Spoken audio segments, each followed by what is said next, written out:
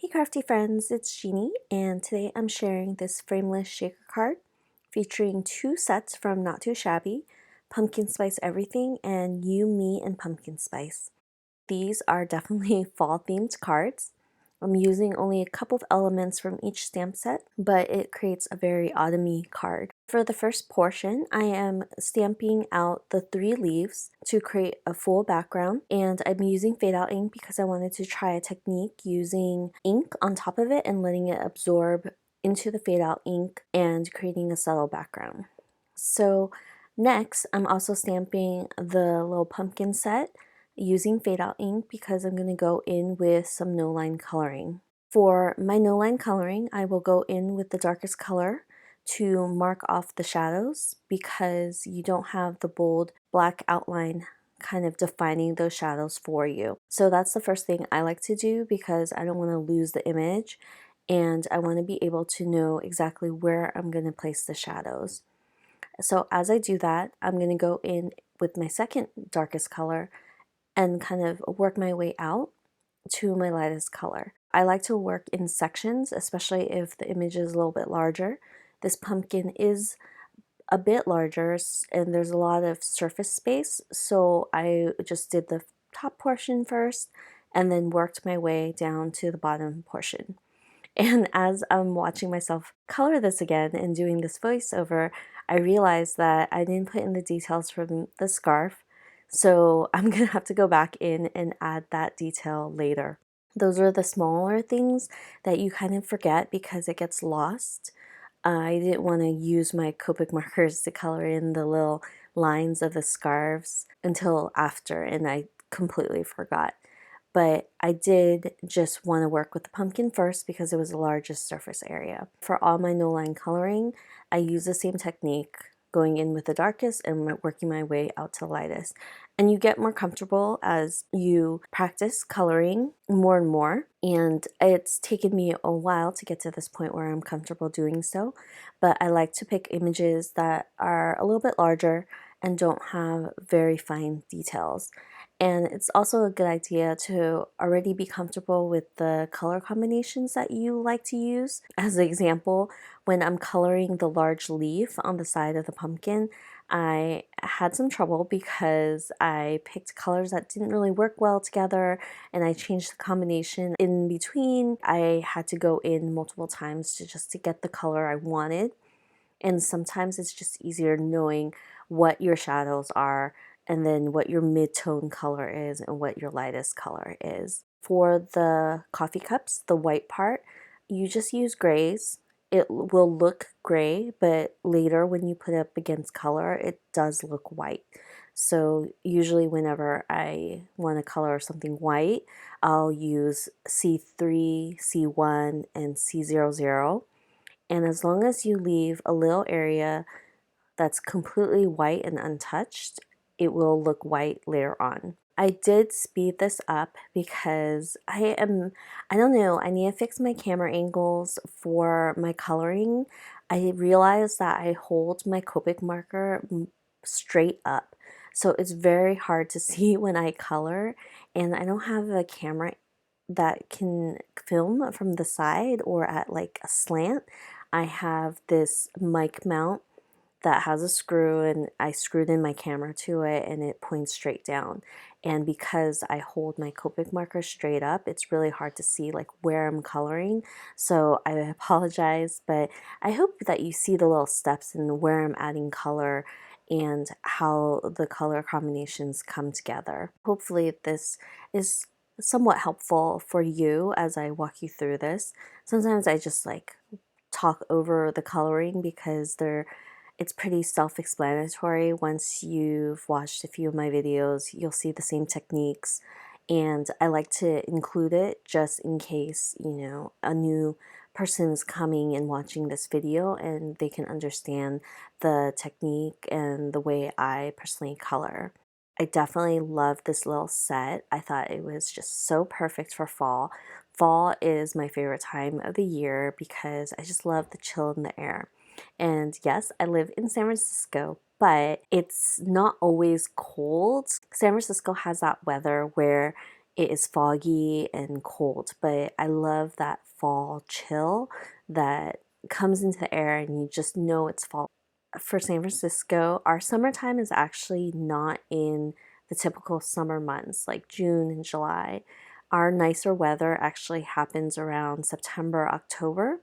And it's always really funny because every year the tourists come in June and July and they are wearing shorts and it's foggy, sometimes it's even rainy, it's never very warm. So I always find it hilarious when I go downtown and I see people in shorts and you know that they just were not expecting this weather, especially because a lot of people believe that California is just sunny all the time.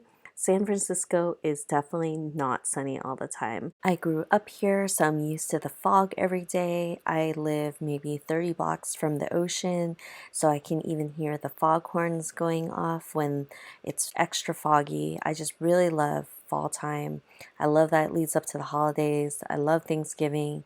My birthday's in November. There's so many reasons for me to love fall, and I can go on and on about it, but I'm sure you guys have your own favorite season, so let me know what it is down below. I'd love to hear it.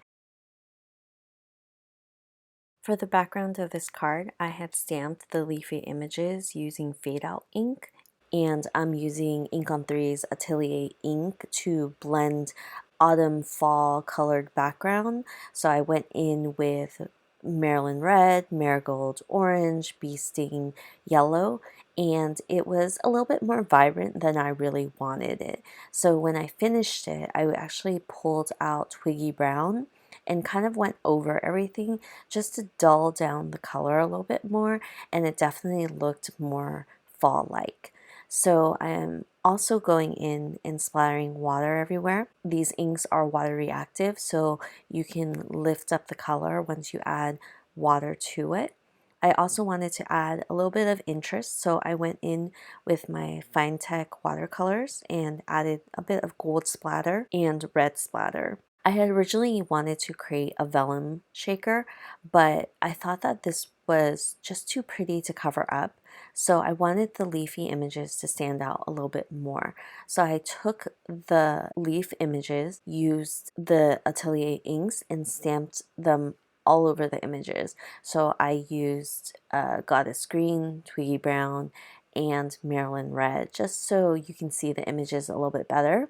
And because Fade Out was so light, you can see it, but it's not really noticeable where it would bother me. I had considered doing it over, but I was just like, no, I'm just gonna do that technique another time for that subtle background. I wanted the leaves to kind of pop in this one. So for the frameless shaker, I took a piece of heavy duty acetate. I really like it because it's so sturdy, but it's kind of a struggle to fold because it is so sturdy. I had to use my Teflon bone folder to really varnish the score lines just so it'll stick. So I folded the three sides first because I wanted to create a bit of a pocket for the shakers. And once I folded everything down, there was the little squares where the lines had overlapped, and I'm just trimming that down so it's easier for me to tape everything to my card panel. So once I have that pocket and I was happy with it, I'm adding double-sided adhesive on all three sides, and I'll be adhering it directly to my background. And in doing so, I'm creating that pocket for the shaker. And also, because the acetate is so sturdy, I'm not too concerned about it coming off because my adhesive is also strong. You might need to trim everything a little bit on the edges just because it's a little bit harder to glue it down because this is heavy duty acetate. If you're using a thinner acetate, I think it should be fine. I just wanted to use a sturdier one to make sure that it doesn't lose its form and the shape because of all the shaker bits that I'm going to be putting into the card. And I think that once you adhere it to a card base, that will make it sturdy regardless. Because this was my first time creating it, I just wanted to be 100% sure. So I had also trimmed down the sides because they were a little bit longer than I had expected. I just didn't want to deal with that extra acetate just hanging off, so I just went ahead and trimmed it down. I don't think you really need to. I just chose to because I wanted to just make sure everything was sticking and nothing would fall apart or tear. Once I create this pocket, I am going to fill it up with a ton of shaker bits, and I don't have a list of where I got all these random ones because these are shaker bits that have been in my collection for forever that I am actually trying to use up. I had started out card making. Shaker cards were one of my first fun cards that I made. And I had gone to Joann's and I went into, I think, the sewing aisle. They had a ton of sequins and I picked up an assortment of them. And this really works because I was able to pull some autumn colors. I had like this bronzy color, gold, green. I had random gold stars, and this red glitter was from the $1 section at Target. So I just threw everything in, all the colors that I used to color that pumpkin in the image, I threw in. And because I was able to see how everything moved and shook, I was able to add more and more glitter and sequins, and it just really filled it up, and it made me so happy because when I usually create shaker cards, I either put too much where it doesn't move as much or too little where it doesn't even look like it's filled. So I was really happy with how this turned out. To adhere this image to this card, I actually wanted it to pop out a little bit more, so I'm going to be placing the image on a piece of vellum. I'm also going to be stamping the sentiment right on the vellum and heat embossing it. And while stamping on vellum, you have to be really light-handed with your stamp. If you push too hard on your MISTI, then your sentiment might kind of get squished. So you have to have a very light hand. However, I did not want to restamp this, so I went in with a craft pick and kind of defined the words. And it worked with a craft pick. It was very easy to do. Sometimes I do this on normal cardstock too, just because I don't want to restamp it. I'll go in and kind of remove any excess embossing powder. I'm ready to adhere it. I'm just adding glue to the back of the vellum, only behind the image, because when you add adhesive on vellum, you can see it through the vellum. So you want to be careful, and I'll adhere this to the shaker and I'll flip it over and use double-sided tape. That's it for today's card. I thought it was really fun. I hope you enjoyed the no line coloring technique, and I can cross this frameless shaker off my crafty bucket list. Hope you have a great day, and I'll see you guys next time. Bye.